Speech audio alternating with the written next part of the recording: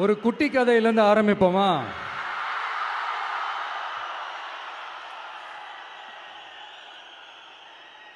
ஒரு பெரிய ஊர், ஒரு 4 ரோடு ஜாயிண்ட் ஆகிற மாதிரி ஒரு ஜங்ஷன், ஒரு பிஸியான ஏரியா, ஆள் நடமாட்டம் அதிகமாக இருக்கக்கூடிய ஒரு ஏரியா. அங்கே சென்டரில் ஒரு முரட்டு ஜல்லிக்கட்டு காலை ஒன்று நின்றுட்டு இருக்குது. காலில் மண்ணை வீசிக்கிட்டு சீறிக்கிட்டு அப்படியே நின்றுட்டு இருக்குது. யாருமே பக்கத்தில் போக முடியல.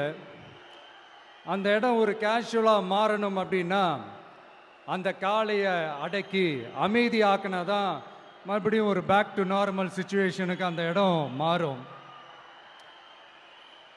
அந்த ஊரில் இருக்கிற ஒரு சில பேருக்கு மட்டும்தான் அந்த காளை அடங்கும். அவங்க யாருமே அங்கே இல்லை. ஆனால் அந்த க்ரௌடில் இருந்த ஒரு சில பேர், ஆல்ரெடி அந்த காளையை அடக்கணங்களோடு இருந்த ஒரு சில பேர், எங்களுக்கு இல்லாத அனுபவமா? நாங்க பார்க்காத காளையா? நாங்க பார்க்காத மாடா? நாங்க போய் அடக்குறோம்னு சொல்லிட்டு உள்ள போறாங்க. ஒருத்தராலையும் அந்த காளையை தொடக்கூட முடியல. எல்லாரையும் அடிச்சு வீசி தூக்கி போட்டுருச்சு. இப்போ என்னடா பண்றது அப்படின்னு பார்க்கும்போது அந்த கூட்டத்தை விலக்கிட்டு ஒரு சின்ன பையன் ஒரு என்ட்ரி ஒன்று கொடுக்குறான். உங்களுக்கு தான் தெரியும்ல, டேய் எங்களாலே முடியல, நீ எல்லாம் என்னத்தை போய் கிழிக்க போற? எங்களுக்கு அவ்வளோ அனுபவம் இருக்குது, நாங்களே அடிபட்டு ஓரமாக படுத்து கிடக்கிறோம். இவன் விளையாட்டுத்தனமா ஏதோ பண்ணிட்டு கிடக்கிறான், பாவம் அந்த காளைகிட்ட போய் அடிபட்டு சாவ போறான். பச்சா பையன், அந்த பையன், இந்த பையன், அண்டர் எஸ்டிமேட் பண்றது, ஏளனமா பேசுறது, இப்படி ஒரு பக்கம்.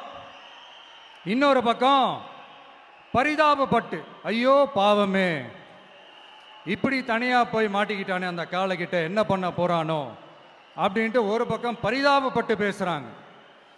அந்த சின்ன பையன் எதுவுமே காதலையே போட்டுக்காம 2 பாக்கெட்லையும் கையை விட்டுக்கிட்டு ஸ்டைலா கெத்தா தில்லா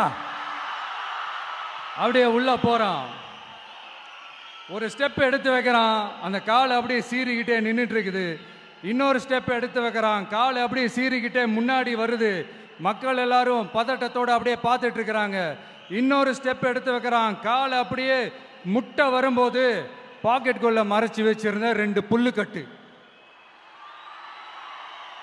அதை அந்த காளை கிட்ட காட்டுறான். காளை அப்படியே சடனா வந்து நின்று அது மூடெல்லாம் மாறி அந்த புல்லுக்கட்டை சாப்பிட ஆரம்பிச்சிருச்சு. அந்த சின்ன பையனும் அந்த காளையை அப்படியே தடவிக்கிட்டு வரான். காளையும் பக்கத்தில் ஒரு குழந்தை மாதிரி நடந்து வந்துக்கிட்டு வருது. பக்கத்தில் இருந்த ஒரு வயல்வெளியில் அந்த காளையை மேய விட்டுட்டு வரான். மக்கள் எல்லாரும் அந்த பையனை ஆச்சரியமாக பார்க்குறாங்க. அந்த அடிபட்டு கிடந்த அந்த அனுபவசாலிங்க தலையை தொங்க போட்டு நின்றுட்டு இருக்கிறாங்க. ஏன்னா பேசின பேச்சு அப்படி. வாய் இருக்குன்றதுக்காக நக்கலுமா நையாண்டியுமா நச நச நச நசன் ஒரே பேச்சு. என்ன பண்றது, தலையை குனிஞ்சு அப்படியே நின்றுட்டு இருக்கிறாங்க.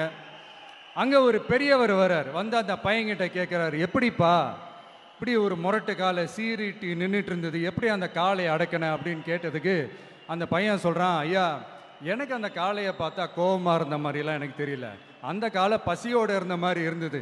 அதனால தான் அந்த புல்லுக்கட்டை காமிச்சவொடனே ஓகே நமக்கு தேவையானது கிடச்சிருச்சு அப்படின்னோடனே அந்த புல்லுக்கட்டை சாப்பிட்டுட்டு நம்மளோட அப்படியே ஜாலியாக வாக்கிங் வந்துருச்சு அப்படின்னு சொன்னான்.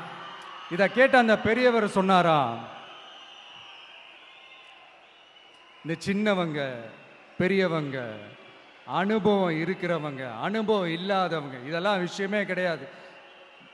யாரா இருந்தாலும் அந்த சூழலுக்கு ஏற்ற மாதிரி, அந்த சிச்சுவேஷனுக்கு தகுந்த மாதிரி என்ன பண்ணி அந்த ப்ராப்ளமை சால்வ் பண்றான், ஏது பண்ணி அந்த ப்ராப்ளமை சால்வ் பண்றான், அதுதான் விஷயமே, அதுதான் மேட்ரு.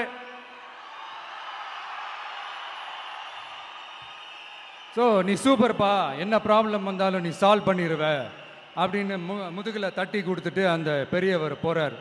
இப்போ அந்த கதையில் அந்த முரட்டு ஜல்லிக்கட்டு காலை தான் நம்ம தமிழ்நாட்டு அரசியல் களம். அந்த பெரியவர் தான் நம்ம தமிழக மக்கள். அந்த பாக்கெட்டுக்குள்ள ஸ்டைலா தில்லா கெத்தா ஒருத்தன் உள்ள வந்தான் பாருங்க, அவன்தான்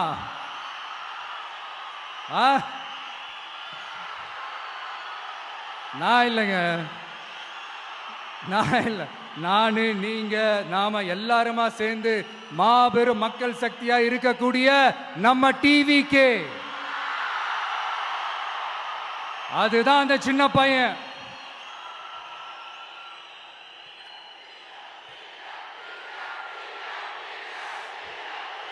தேங்க்யூ தேங்க்யூ தேங்க்யூ.